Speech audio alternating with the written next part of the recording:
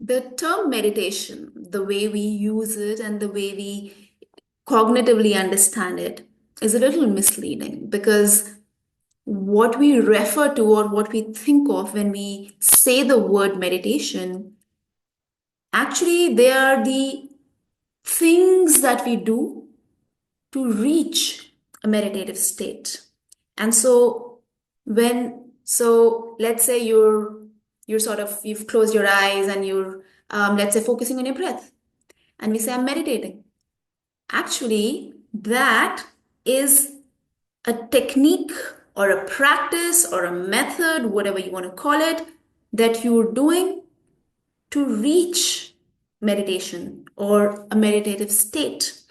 I I don't know, I had read this, heard this somewhere long time back, and it made the most sense to me in terms of understanding meditation. It was like, think of meditation like sleeping. You can do all of these things to ensure that you have a great sleep. So, for example, you can ensure that the temperature is right in your room. You can ensure that you've not eaten immediately before, like just before sleeping. You can ensure that maybe you have the best kind of mattress.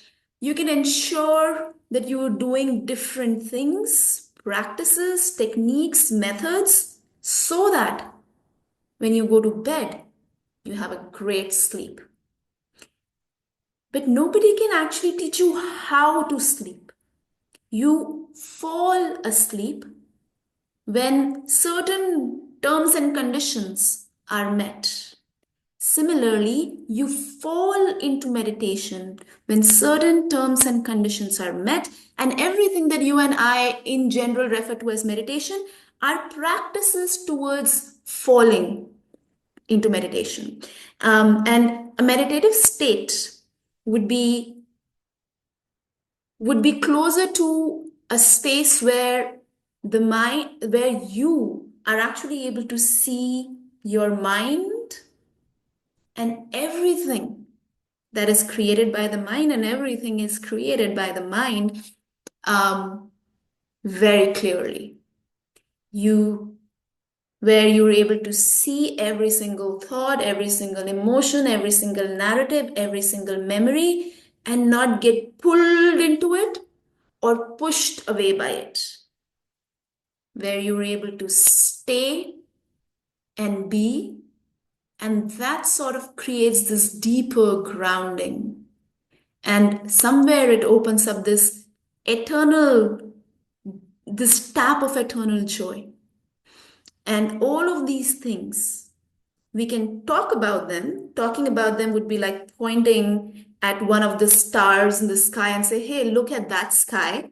You can point at it, but you can't really make anyone see it. They will see it as and when they will see it. They can, from their end, try and do the right things, follow the finger, follow the line from the finger. They can do all of that. Eventually, they will have to find their own star. And so eventually, you will have to find your own meditative state. The Buddha is believed to have, as a teacher when he was alive, they say, he would say, I have found my truth. I can show you the path that I walked to find my truth. You will need to walk the path and find your truth. And I'm sure I'm paraphrasing, and I'm sure things have come down, from one person to the other and all of those things. And if you actually practice these different practices that come from different spiritual traditions, in my understanding, every single spiritual religious tradition, when it comes down to this, the ability to be able to see with clarity, we're all walking towards the same home from different directions and different paths. And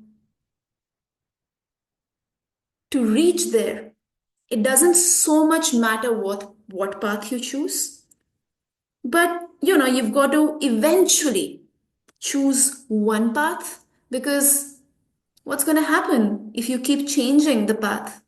You'll probably just get lost in the different paths and never actually reach where you're wanting to reach, right?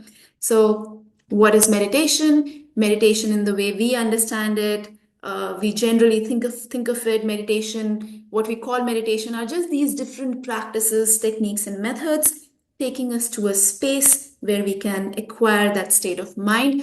And two main things that are needed to acquire that state of mind, and in fact, all different meditation practices come under these two things. One, to build stability, and two, to build insight or wisdom. Now, the insight or wisdom is where clarity emerges. So, there are practices that you do to build insight, wisdom, and when the wisdom and insight arise, clarity is a consequence of it. But how do you build that clear light mind, that insight, that wisdom? You need some stable ground. Yeah. When you actually reach the meditative state, think of it as a door, okay? And we're all, as we're doing different meditative practices, meditation practices, we're all walking towards this door. Now, as we're walking towards this door, the intellectual mind, the cognitive mind that makes sense, that talks through words, all of this that we are doing right now, it is all the intellectual mind, the cognitive mind, very important, okay? And this mind is important.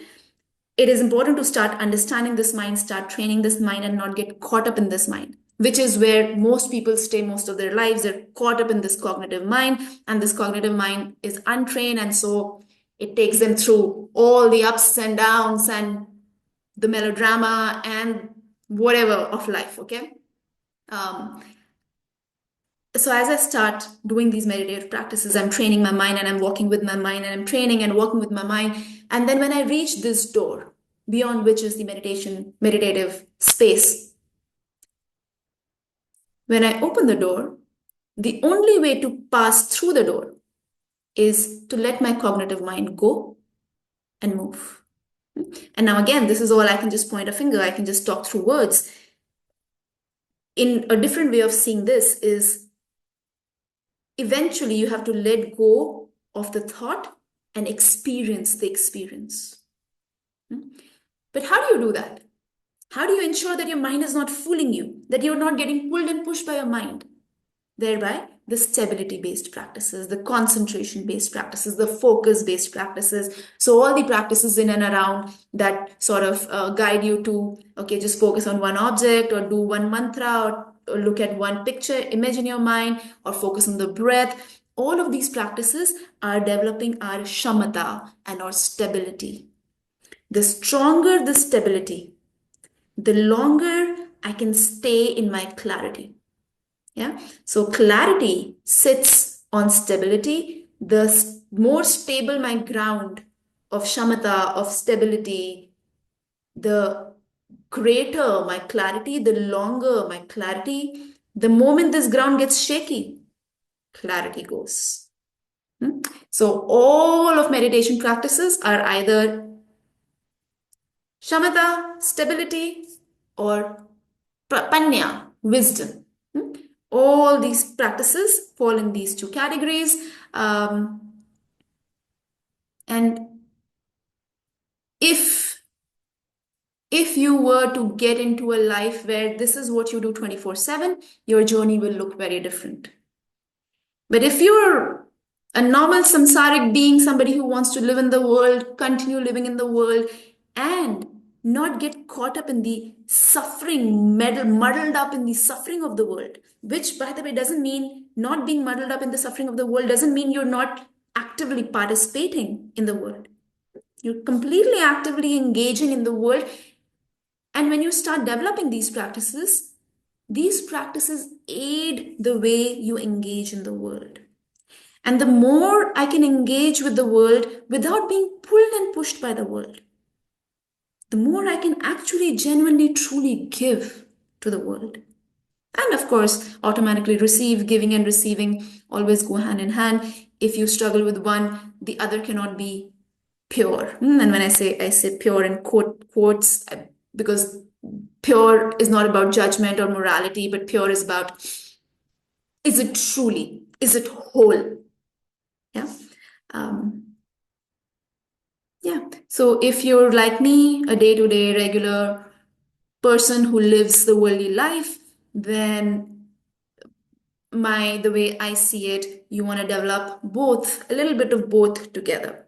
But and also if you're just starting off, then maybe you want to first focus on some stability and then eventually start doing a mix of both. I've created a series of 30 days of meditation, morning and evening meditations, and so that series, every single practice has sort of a mix of both. There's some stability, shamatha building techniques, methods that we use, and then some insight, wisdom building pieces that come in.